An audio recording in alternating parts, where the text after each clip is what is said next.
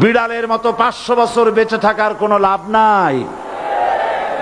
সিংহের মতো 1 ঘন্টা বাঁচতে চাই।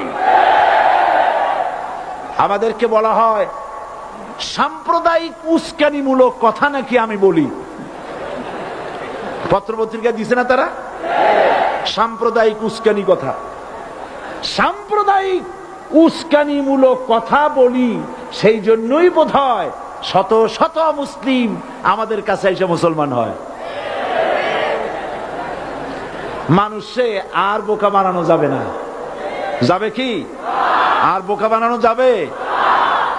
তারপর বলছে কি, এরপরে বলছে আমাকে বলছে রাজাকার।